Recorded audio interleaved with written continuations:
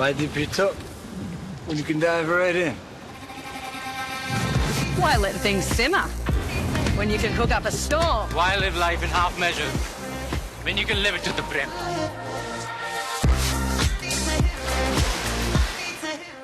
विधानसभा 125 परवाच निवडणूक प्रक्रिया पूर्ण झाली. 20 तारखेला मतदान झालं.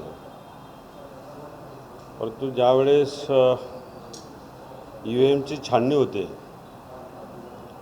त्यावेळेस उमेदवार किंवा उमेदवार प्रतिनिधीला ते दाखवलं जातं सर्व. आणि मतदान झाल्यानंतर जे 17 दिली जातात त्यामध्ये बदल आलेले आहेत, तफावत झालेली आहे. त्यामुळे आजची प्रेस घेण्याचं कारणच ते छाननीच्या वेळेस असलेले युनिट, बॅलेट युनिट असेल, कंट्रोल युनिट असेल, VFT पॅड असेल, त्यामध्ये 7 बूथ केंद्रावरती हा बदल आढळून आलेला आहे. निवडणूक निर्णय अधिकारी जे आहेत शुभांगी भारते, त्यांनी कधी उमेदवार किंवा उमेदवार प्रतिनिधीला हा झालेला बदल कळवलेला नाही. उमेदवार हा घटक असतो निवडणूक प्रक्रियेतला, त्या घटकाला ही माहिती दिलेली नाही. त्यामुळे त्यांच्यावरती ऑब्जेक्शन आम्ही रेस केले आहे. बूथ क्रमांक 221 मध्ये बदल झालेला आहे. त्यामध्ये बॅलेट युनिट असेल, बॅलेट कंट्रोल युनिट असेल आणि VFT पॅड असेल, हे 3 युनिट बदल केले आहे बूथ नंबर 221ला. त्याची माहिती उमेदवार किंवा उमेदवार प्रतिनिधींना दिलेली नाही. बूथ क्रमांक 329ला VFT पॅड बदललेला आहे. त्याची माहिती उमेदवाराला नाही किंवा उमेदवार प्रतिनिधीला नाही.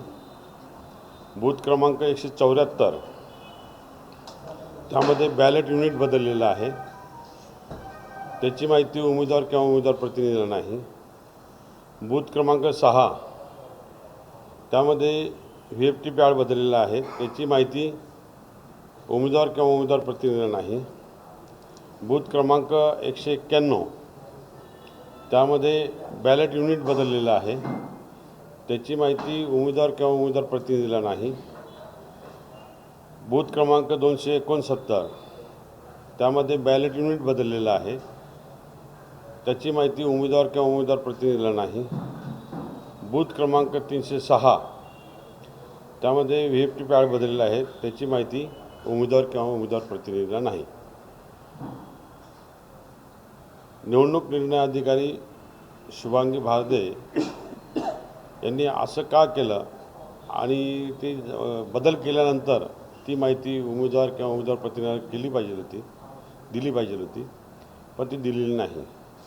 त्यामुळे त्यांच्या निवडणूक प्रक्रियेवर आमची शंका निर्माण झालेली आहे.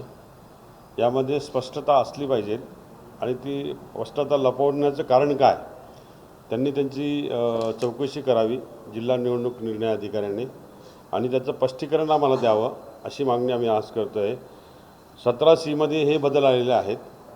ज्यावेळेस छाननीच्या वेळेसचे नंबर वेगळे होते आणि 17C मध्ये आलेले नंबर वेगळे आहेत, तर हा बदल का झाला याचे स्पष्टीकरण त्यांनी द्यावे जाहीरपणे किंवा आम्हाला लेखी स्वरूपात कळवावे. त्यामध्ये अजून एक शुभांगी भारतेंना आम्ही परवाच्या दिवशी एक टेलिफोन कॉल केला होता, परंतु त्यामध्ये त्यांनी रिस्पॉन्स दिला नाही आणि तक्रार होती स्वारबाबा नगरची. त्या तक्रारीची दखल त्यांनी घेतली नाही. त्यांनी सांगितलं की तुम्ही पोलीस प्रशासनाला तुम्ही कळवा.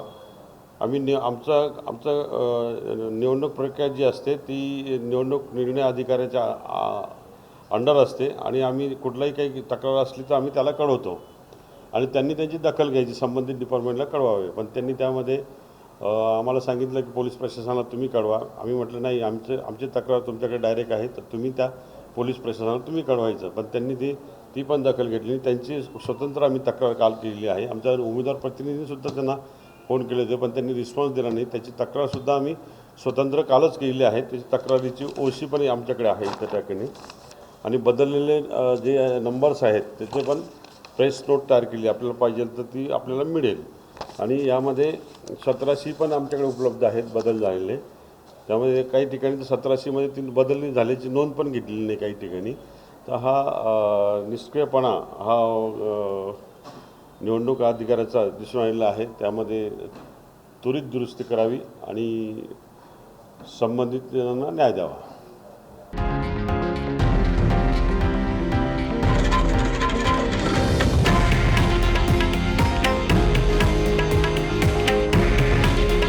हे आहे देशातील नंबर 1 न्यूज नेटवर्क आणि आपण पाहत आहात TV9 मराठी. काळजी तुमची, हित महाराष्ट्राचं.